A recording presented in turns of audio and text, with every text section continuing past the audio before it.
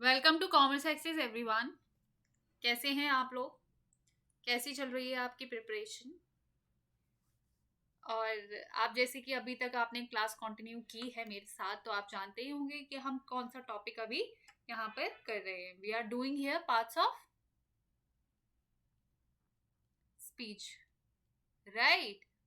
तो मैंने आपको ऑलरेडी कितने पार्ट्स ऑफ स्पीच करवा दिए हैं? 5 ऑलरेडी करवा दिए हैं मैंने। और आज जो है मैं आपके लिए लेकर आई हूँ प्रेपोजिशन। प्रेपोजिशन जो है वो आज की क्लास में ही फिनिश हो जाएगा। उसके टाइप्स बताऊंगी और प्रेपोजिशंस क्या क्या होते हैं वो बताऊंगी मैं। ठीक है, तो आज आपने क्या करना है, अच्छे से बैठ के अपनी नोटबुक पे अच्छे से नोट्स बनाने हैं और मेरे साथ जो भी मैं आपको पढ़ाऊंगी उसको समझते हुए चलना है। Alright, very good. अच्छा, आप लोगों ने अभी तक जितना भी मैंने करवाया है होपफुली आपने वो रिवाइज किया हो, याद किया हो, है ना? मैं आपको हर क्लास में इंस्ट्रक्ट करती हूँ कि आपको किस तरीके से अपनी ग्रामर को लेकर चलना है, क्योंकि आप कई बार क्या होता है कि आप सिर्फ चीज़ें मगअप करते रहते हैं, मगअप करते रहते हैं, लेकिन फिर क्या होता है, फिर आप वो चीज़ें अप्लाई नहीं कर पाते हैं, है ना? तो इसीलिए मैंने आपको बोला हुआ है कि आपने अपनी एक रीडिंग हैबिट जो है वो डेवलप करनी है। कई बच्चे ऐसे होते हैं जो पहले से ही पढ़ते रहते हैं, है ना? जिनको पढ़ना पहले से ही पसंद होता है। कई होते हैं जिनको पढ़ना पसंद नहीं होता है, वो सिर्फ एग्जाम के टाइम पे बुक्स उठाते हैं और पढ़ते हैं, फिर उनके लिए बहुत प्रॉब्लम हो जाती है। तो आपने क्या करना है, ये भी एक हैबिट होती है। आप इसको क्या कर सकते हैं, धीरे धीरे टाइम में एक अपने अंदर डेवलपमेंट ला सकते हैं। तो आपने क्या करना है, अपनी रीडिंग हैबिट को डेवलप करना है। ठीक है, अगर आपको पढ़ना पसंद नहीं है तो आप कोई भी एक मैगजीन उठाइए, स्टैंडर्ड मैगजीन। मैंने आपको पहले भी बताया, आपको कुछ न्यूज़पेपर सजेस्ट किए हैं मैंने, मैगजीन सजेस्ट की हुई हैं, तो आप वो ज़रूर पढ़िए। उससे क्या होगा कि आप जितना भी मैं आपको बताती हूँ, आपको उसकी एप्लीकेशन समझ आएगी, और जब आपको एप्लीकेशन समझ आएगी तो आपको पढ़ने में इंटरेस्ट भी आएगा। ठीक है, आप बिना इंटरेस्ट के कोई चीज़ नहीं पढ़ सकते ज़्यादा देर के लिए। आज मैं आपको पढ़ा दूंगी, आप कल फिर भूल जाएंगे, क्योंकि आपको इस चीज़ में इंटरेस्ट ही नहीं होगा। ठीक है, तो ये थी आपकी प्रेप टॉक आज के लिए। चलिए, मैं आगे स्टार्ट करती हूँ। अभी आप लोगों को ये बबल्स तो मेरे ख्याल से अच्छे से याद हो ही गए होंगे। मैंने इतनी बार ये बबल्स आपको दिखा दिए, मैं चाहती हूँ ये आपको अगले जन्म तक याद रहे। हमारा नाउन्स हो गया है, वर्ब्स हो गया है, प्रोनाउंस हो गया है, एडजेक्टिव्स हो गए हैं एंड एडवर्ब्स हो गए हैं। और आज हम क्या करने वाले हैं, क्या बताया था मैंने आपको, क्या करने वाले हैं? प्रीपोजिशंस, है ना? प्रीपोजिशंस करने वाले हैं। तो आपने प्रीपोजिशंस को अच्छे से पढ़ना है, क्योंकि देखिए, प्रीपोजिशन ऐसी चीज है जो हम हर जगह पढ़ते हैं और सबसे ज्यादा कंफ्यूज होते हैं। ठीक है, कि हमको कौन सा प्रीपोजिशन कहाँ पे यूज करना चाहिए, किस तरीके से आएगा। तो उसके लिए एक क्या चीज होती है कि प्रीपोजिशन कुछ वर्ब्स के साथ क्या करती है, हमेशा एग्री करती है, कुछ वर्ड्स के साथ एग्री करती है। ठीक है, उसकी लिस्ट जो है मैं आपको टेलीग्राम में जो हमारा ग्रुप है कॉमर्स एक्सेस का, मैं उसमें आपको पीडीएफ के मतलब फाइल में प्रोवाइड करवा दूंगी। बाकी प्रेपोजिशन क्या होता है, उसके टाइप्स क्या रहेंगे, वो सब मैं अभी क्लास में समझाऊंगी। ठीक है, चलिए ठीक है। तो आज का टॉपिक क्या है हमारा? प्रेपोजिशंस। नोट डाउन कर लिया आपने? Very good. चलिए, प्रेपोजिशंस। प्रेपोजिशन की डेफिनेशन ये है, a preposition is a word use to link nouns, pronouns और phrases to other words within a sentence. Preposition वो शब्द होता है जो कि नाउन को या प्रोनाउन को या फ्रेज को दूसरे जो वर्ड्स रहते हैं ना आपके सेंटेंस में, उसके साथ क्या करता है, लिंक करता है। ठीक है, आप कोई भी सेंटेंस बनाते हो, आप सिर्फ वर्ड्स वर्ड्स वर्ड्स वर्ड्स लिख दोगे तो फिर समझ नहीं आएगा, है ना? अब उनके वर्ड्स के बीच का जो ब्रिज है, लिंकेज है, वो क्या है, वो प्रेपोजिशन है। समझ रहे हैं आप लोग? They act to connect the people, objects, time and location of a sentence. ये क्या कैसे एक्ट करते हैं? To connect the people, objects, time और लोकेशन, जो भी हमारे सेंटेंस में गिवन रहेगा उसकी वो सब चीजें बताएगा, ठीक है, कि एक्चुअल में पूरे सेंटेंस का लिंकेज क्या है। समझ आई आप लोगों को बात? चलिए एक बार ये पढ़िए, a word that helps to glue a sentence together. ये आपने जो ये लाइन है जो मैंने इस सेंटर में लिखी हुई है, आपने ये जो लाइन है अपने दिमाग में बहुत ही क्लियरली एक पिक्चर ड्रॉ कर लेनी है। प्रीपोजिशन का मतलब ही आपने हमेशा ये निकालना है, a word that helps to glue a sentence together. Preposition equals to glue, ठीक है, याद रखिएगा। They do this by expressing position and movement, possession, time and how an action is completed. समझ आई? ये किस तरीके से ये करते हैं, लिंकेज कैसे करते हैं? By expressing position and movement, possession, time and how an action is completed. कोई भी मतलब आपने मैंने बोला कि जैसे कि ये सेंटेंस को क्या कर रहे हैं, वर्ड्स को ग्लू कर रहे हैं to make a sentence sensible, ठीक है। तो उसमें भी ये वर्ड क्या करता है, एक्सप्रेस करता है कि पोजीशन या मूवमेंट क्या हुआ है, या पोजेशन क्या है, क्या समय हुआ, या फिर जो एक्शन हुई है वो किस तरीके से कंप्लीट हुई है। समझ आइए आप लोगों को प्रीपोजिशन, ग्लू वाली बात समझ आइए मेरी आपको? ठीक है, चलिए तब तक आप ये समझिए ये क्या करता है, ग्लू करता है, ठीक है। तो अब ये देखिए प्रीपोजिशंस होते क्या हैं हमारे।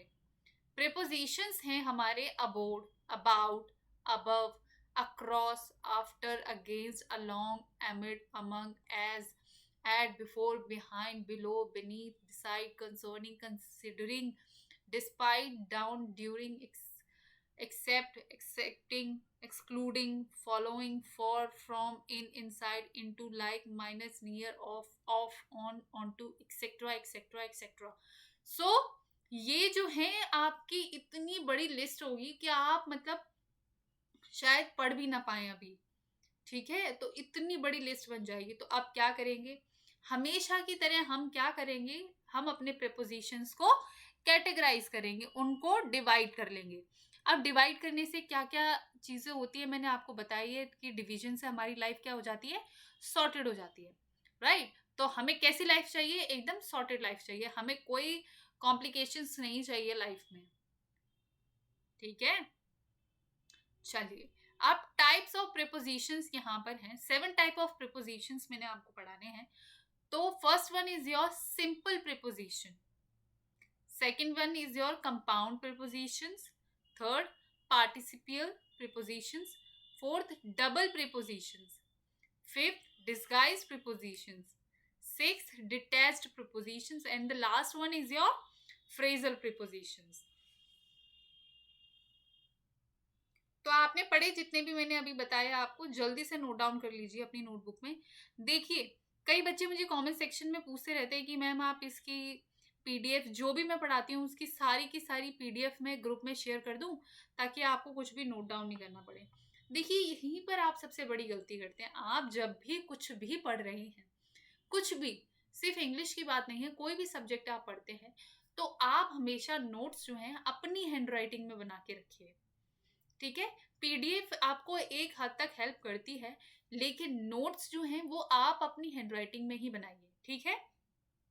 और देखिए जो मैं आपको प्रोवाइड करवा रही हूँ ये मैं खुद के नोट्स जो मैंने बना रखे हैं मैं उनमें से आपको प्रोवाइड करवा रही हूँ, डायरेक्ट मैं उतना ही लिख कर देती हूँ। नहीं तो आपने पढ़ा भी होगा, आप जब किसी भी चीज़ के बारे में आप गूगल कर लीजिए, आपको इतने भर भर के पेज मिलेंगे लिखे, पूरे पोथियां मिल जाएंगी हर चीज़ पे लिखी हुई, हर टॉपिक पे। तो आप क्या करते हैं, मतलब सारा पढ़ने बैठ जाते हैं, राइट। लेकिन मैंने वो सब पढ़ने के बाद कुछ कुछ लाइंस जो मुझे लगी, हाँ बार बार जो चीज़ें रिपीट होती हैं या इतना ही कंटेंट आपको समझने के लिए काफ़ी है एग्जाम के लिए, तो मैं उतना लेकर आ रही हूँ आपके लिए, ठीक है। तो आप क्या करेंगे, अपने नोट्स खुद बनाएंगे, और जो मैं बोलती हूँ कि मैं आपको ये प्रोवाइड करवाऊंगी वो चीज़ें मैं आपको ज़रूर प्रोवाइड करवाऊंगी, ठीक है। तो आपने नोट डाउन कर लिया वो सब, वेरी गुड। तो first one is your simple preposition, ठीक है। When a preposition consists of one word is called single और सिंपल प्रीपोजिशन। ठीक है, कोई भी एक वर्ड सेंटेंस है, कोई एक वर्ड कैरी करता है प्रीपोजिशन का, तो उसको सिंपल प्रीपोजिशन कहेंगे। जैसे कि in, at, on, to, for, of, from, up, after, over, under, with, till, etcetera etcetera. ठीक है, ये जो है आपके सिंगल वर्ड्स हैं। ठीक है, और इन सिंगल वर्ड्स को आप क्या कहोगे? Simple preposition. एग्जाम्पल देखिए, आई सेट बाय रेनू, मैं रेनू की साइड में बैठा। The keys were with me, जो चाबियां थी मेरे साथ थी। The book was on the table, जो किताब थी वो टेबल पर थी। देख रहे हैं आप, लिंकेज देख रहे हैं, किताब टेबल पर थी। The book was on the table. तो जो ये नाउन का है, टेबल के साथ क्या बना रहा है? ये भी नाउन है, ये भी नाउन है, लेकिन ये दोनों नाउन्स के बीच में एक क्या है? लिंकेज है ना, कि जो किताब है वो कहां पर है? ऑन टेबल है। ऑन, जो ऑन वर्ड है, it's a link, it's a bridge between two nouns और प्रोनाउंस। जैसे कि मैंने आपको स्टार्टिंग में ही बताया है, आई सेट बाय रेनू, मैं रेनू के साथ बैठा। आई और रेनू के बीच में जो कोई भी रिलेशन है, इन दोनों के बीच में वो बाय बना रहा है। इट्स अ वर्ब, सेट मतलब बैठना तो वर्ब हो गया आपका। ठीक है, लेकिन इन दोनों के बीच में जो रेनू है, आई और रेनू के बीच में जो रिलेशन है वो बाय ने बनाया है। क्या चीजें क्लियर हुई हैं आपको? बहुत डिफिकल्ट नहीं है ये प्रीपोजिशंस, लेकिन समझना बहुत जरूरी है ना? Right. So the next one is your compound preposition. अगर आप पहले से मेरी क्लासेस लेते हुए आ रहे हैं तो आपको कंपाउंड प्रीपोजिशन पढ़ते ही समझ आ जाएगा। कंपाउंड प्रीपोजिशन क्या है? Compound preposition consists of two और मोर वर्ड्स। ठीक है, दो या दो से ज्यादा शब्द कंसिस्ट करता है preposition. They are generally formed by prefixing preposition to a noun, adjective or an adverb.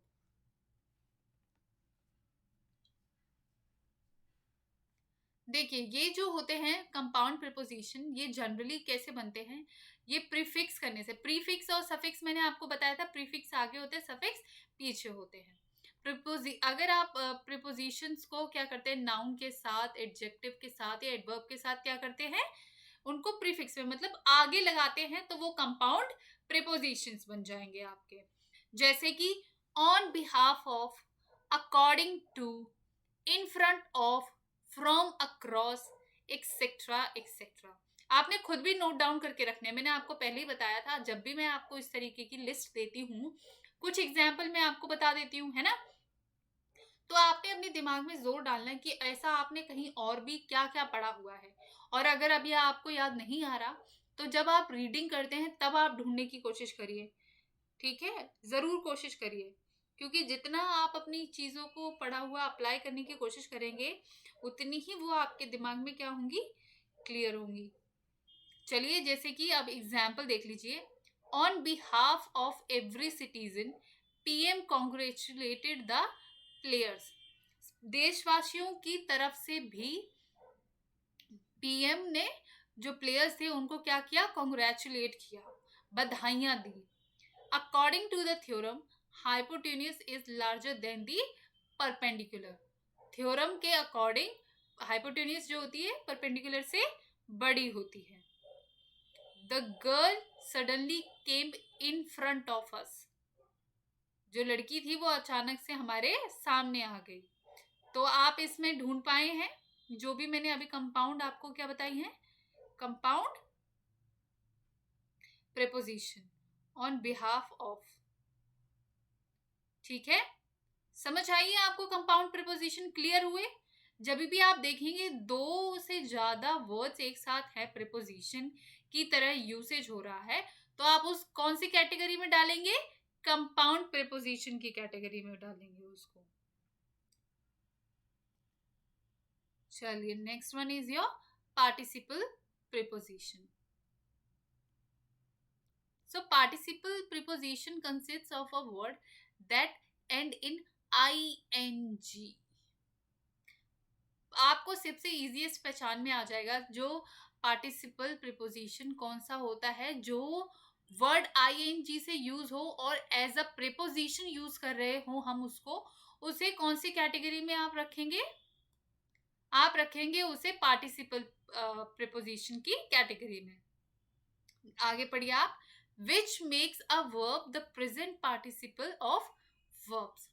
मैंने क्या बताया, किसी वर्ब के पीछे आप ing ऐड कर दीजिए, ठीक है। अब ये क्या बन गया आपका, ये बन गया participle verb, present participle verb, और जो कि एज अ प्रीपोजिशन यूज होगा, ठीक है। These participles have acquired the character of preposition.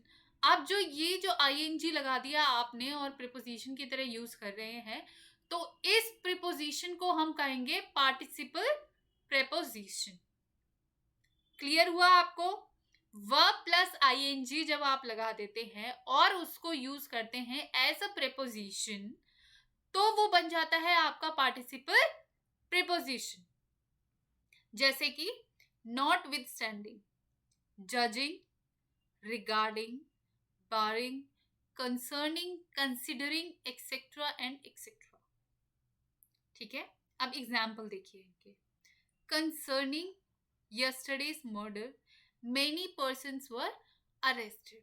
कल की जो खून हुआ उसको मद्देनजर रखते हुए बहुत सारे लोगों को अरेस्ट कर लिया गया। Touching this matter I have not as yet made up my mind. इस टॉपिक पर, इस मैटर पे मैंने अभी तक अपना मन नहीं बनाया है। Considering the quality the price is too high, ठीक है। क्वालिटी को देखते हुए जो इसके दाम हैं वो क्या है, बहुत ज्यादा है। आपके जो भी मैं आपको बता रही हूँ कि आप लोगों को समझ आ रही हैं वो बातें? अगर आपको समझ आ रही हैं, if you liking the video, you are liking the way I am teaching you, please do like, share and subscribe this channel, ठीक है। ताकि मुझे भी तो पता चलता रहना चाहिए कि मेरे से जो बच्चे पढ़ रहे हैं, जिन तक मैं अपनी बात पहुंचाना चाहती हूँ, उनको एक्चुअल में बातें समझ आ रही हैं, है ना। Okay, so the next one is your double preposition. Double prepositions कौन से होते हैं? When a preposition consists of more than one word, एक से ज्यादा, it is called double preposition. जैसे कि from within, from behind, into, within, up to, ठीक है। तो इन्हें क्या कहेंगे आप? Double preposition. अब इनके एग्जाम्पल देखिए आप। The mischief was done from behind the screen. पीछे से की गई है मिसचीफ, जो की गई है स्क्रीन पर, वो पीछे से हुई है। देख रहे हैं आप लिंक की, आप जब भी एग्जाम्पल पढ़ेंगे, जैसे मैंने आपको बताया है कि किस तरीके से लिंक ये बनाते हैं, आप अपना लिंक बना के जरूर देखिए। जैसे कि मैंने अभी बताया, मिसचीफ हुई है, फ्रॉम बिहाइंड है, और ये द स्क्रीन को क्या करती है, एक लिंक बनाती है इसके बीच में। The news came from beyond the expectations, हमारी एक्सपेक्टेशंस के परे से खबर आई, ठीक है।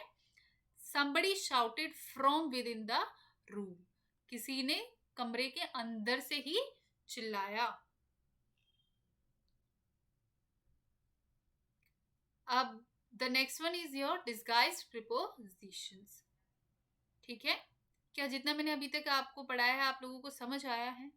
देखिए, आप लोगों को समझना मेरे लिए बहुत जरूरी है, क्योंकि अगर आपको नहीं समझ आएगा तो मेरी मेहनत तो वेस्ट होगा ही होगी, आपका टाइम भी वेस्ट होगा, जो कि नहीं होना चाहिए, है ना। आपका एग्जाम है, आप अपना टाइम वेस्ट करना अफोर्ड बिल्कुल नहीं कर सकते। So disguised prepositions. Disguised prepositions are implied but they are not use in the sentences. इनको क्या करते हैं, हम सिर्फ इम्प्लाई करते हैं और इनको यूज नहीं करते हैं सेंटेंस में। जैसे कि किस तरीके से इम्प्लाई करते हैं? It has some distinct example, started from A and O, stands for prepositions precise form. ठीक है। डिस्गाइज प्रीपोजिशन क्या होंगे, हम मतलब प्रीपोजिशन को यूज नहीं करेंगे बल्कि उनकी जगह पे क्या यूज कर लेंगे, ए एंड ओ। जैसे कि we jumped over board at 4 o'clock। वैसे हम इसको किस तरीके से बोल सकते हैं, 4 o'clock, ठीक है। ऑफ की जगह हम क्या बोलेंगे, o'clock. He got a holiday package from the company. उसको आ जो है एक उसको मिल गया, ठीक है। On he got on holiday package from the company. The entire class went to a programme, on a programme, ठीक है। तो इस तरीके से हम इनको क्या करते हैं, इनको हटा के कुछ और इम्प्लीकेशन डालते हैं, कुछ और यूज करते हैं और उनकी जगह क्या डाल देते हैं, ए एंड ओ, ठीक है। समझ आइए आपको, जब आपको ये सब दिखेगा तो आपको फिर और समझ आएगा कि अरे हाँ ये तो मैम ने पढ़ाया था, ये तो सही बोला था। अब next one is your detached prepositions. Detached prepositions are those which are far removed from their objects. पढ़ा आपने जो मैंने अभी आपको बताया, रीड किया आपने। Detached prepositions are those which are far removed from their objects. वो प्रीपोजिशंस जो अपने ऑब्जेक्ट से बहुत दूर रखें। और ये मैं आपको एक और बात बताऊं, ये जो डिटैच प्रीपोजिशंस होते हैं ये इंट्रोगेटिव में ज्यादातर यूज होते हैं। इंट्रोगेटिव मतलब आपके क्वेश्चन वाला जो फॉर्मेट रहेगा उसमें ज्यादा यूज होगा। जैसे कि who did you speak to, तुमने किससे बात की, किससे बात की। टू जो है आपका हु से कितना दूर है, डिटैच है। Where are you coming from, तुम कहां से आ रहे हो। What are they all up to, वो क्या करने वाले हैं, ठीक है। समझ आ रही है आप लोगों को, जब भी आपको prepositions at the end of the sentence और फार रिमूव फ्रॉम द ऑब्जेक्ट दिखेंगे तो आप क्या बोलेंगे, वो किस तरीके के प्रीपोजिशंस हो गए हैं, आपके डिटैच्ड प्रीपोजिशंस हो गए हैं, ठीक है। Alright, so the last one is your phrase prepositions. This is the last preposition. इसके बाद आपका preposition जो टॉपिक है वो क्या होगा, खत्म हो जाएगा, ठीक है। A group of words used with the force of single preposition is called phrase preposition. देखिए मैंने आपको वर्ब जो फ्रेजल वर्ब थे करवाए थे, आपने उनकी क्लास ली होगी, फ्रेजल वर्ब्स करवाए थे मैंने आपको। तो मैंने आपको बताया था वर्ब्स के साथ जब हम कुछ अपने प्रीपोजिशंस को ऐड कर देते हैं, ठीक है, और उसके बाद हम कुछ 2-3 वर्ड्स को मिला के एक फ्रेज बनाते हैं और जो उस फ्रेज का मीनिंग निकल कर आता है that is totally different from those verbs and prepositions which we have assembled together, ठीक है। क्या बोला मैंने अभी, कि मैंने आपको पहले फ्रेजल वर्ब्स में करवाया है कि जब भी हम कुछ वर्ब्स या वर्ड्स जो हैं साथ में लेते हैं और कुछ प्रीपोजिशंस उनके साथ ऐड कर देते हैं, ऑलराइट, और जब वो पूरा एक फ्रेज बनता है उस फ्रेज का जो मीनिंग होता है वो जो इंडिविजुअल वर्ड्स है ना आपके, उनसे टोटली डिफरेंट होता है। मैंने ऑलरेडी आपकी इस पे एक बारी क्लास ले चुकी है, अगर आपने वो क्लास नहीं देखी है तो प्लीज वो क्लास जरूर देखिए ताकि आपको ये चीज क्या हो, अच्छे से क्लियर हो, ठीक है। तो इसके एग्जाम्पल क्या क्या है, along with, by means of, by virtue of, in case of, by way of, in the event of, with regard of। अब आपने ये सारे वर्ड्स पक्का ही सुने होंगे, नहीं भी सुने होंगे तो आपने नोटिस नहीं किए होंगे एक्चुअली, है ना। तो आपने क्या करना है, अभी ये वर्ड्स को अच्छे से नोटिस करना है। तो यहाँ पर आपका आज प्रीपोजिशन कंप्लीट हो गया है। मैंने आपको बोला है कि मैं आपको कुछ प्रीपोजिशन की पीडीएफ जो है, पीडीएफ फाइल जो है मैं आपको ग्रुप में, टेलीग्राम ग्रुप है हमारा कॉमर्स एक्सिस के नाम पर ही, जो ये लिखा हुआ है इसी के नाम पर ही हमारा टेलीग्राम ग्रुप है। आप उसे ज़रूर क्या करेंगे, उसको ज्वाइन करेंगे ताकि मैं आपको वहाँ पर जो भी फाइल है प्रोवाइड करवा सकूँ, ठीक है।